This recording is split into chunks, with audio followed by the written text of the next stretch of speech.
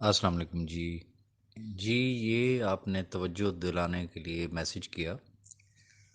First of all تو میں اس بھائی کو میں نہیں جانتا ہوں کہ یہ کون ہے، لیکن میں ان کو اپریسیٹ کرنا چاہوں گا۔ ایٹ لیسٹ بولے تو ہیں، انہوں نے اپنی ایفرٹ کی ہے، کم از کم جو جتنا ان کو سمجھ میں آیا انہوں نے وہ ایک رول ضرور پلے کرنے کی کوشش کی ہے، اور باقی ساتھیوں کو بھی سمجھانے کی کوشش کی ہے۔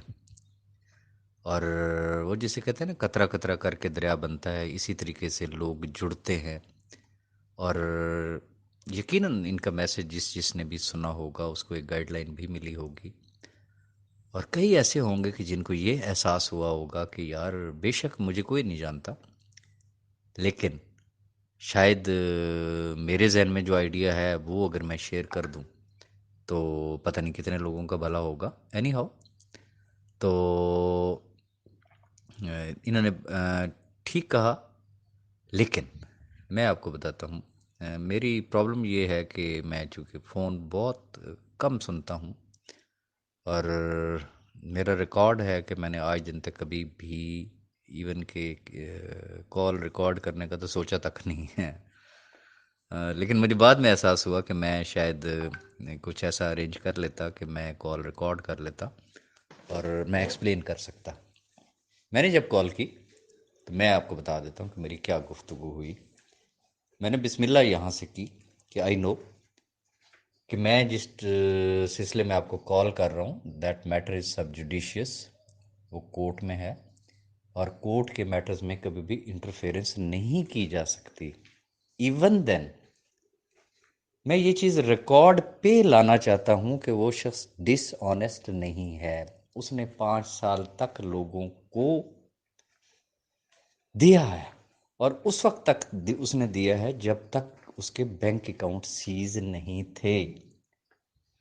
آج بھی اگر اس کے بینک اکاؤنٹس اوپن کر دیے جائیں تو انشاءاللہ ہو سکتا ہے سیم ڈے، ہو سکتا ہے 3 دن میں، ہو سکتا ہے 7 دن میں، ہو سکتا ہے 10 دن میں، ہو سکتا ہے مہینے میں، تمام لوگوں کے جسے کہتے ہیں نا کہ جو وڈرالز ہیں وہ ان کو مل جائیں گے۔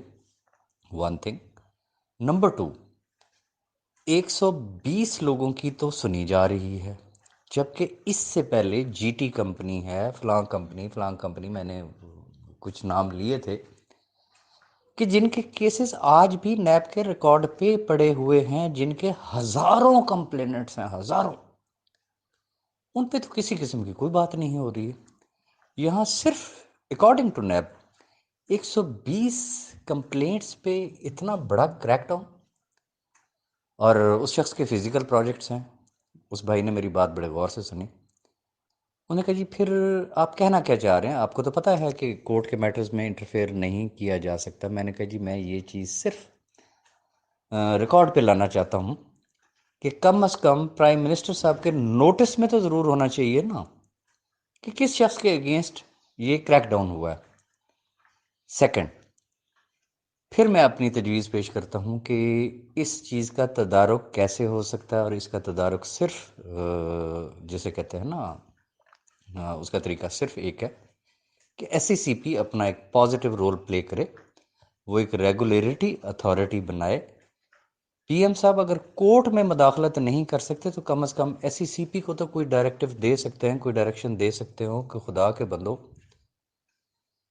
ابھی جب سے پاکستان بنا ہے آج دن تک دنیا کہاں سے کہاں پہنچ گئی ہے، اور آپ ایک ریگولیٹری اتھارٹی نہیں بنا سکتے ہو؟ تو کوئی ایسا قانون وضع کر دے کہ جس میں جو جینون کمپنیز ہوں نا، جینون کمپنیز، اور جو کہ واقعی ایک شخص کا ایک ریکارڈ بتا رہا ہے کہ بینک اکاؤنٹ سیز ہونے تک اگلے نے 5 سال تک پے کیا ہے نا، تو وہ کوئی منی روٹیشن تو نہیں کر رہا تھا نا، کوئی اس طرح کا سین تو نہیں تھا، تو کم از کم ان کو سوچنا چاہیے ایس سی سی پی کے حوالے سے۔ تو اس نے کہا جی ٹھیک ہے، مجھے آپ کی بات سمجھ میں آ گئی۔ تو یہ میری بات ہوئی تھی۔ اس وے میں اگر بات کریں گے تو میرا خیال یہ ہے کہ ہم ایک اچھا رزلٹ لے سکتے ہیں۔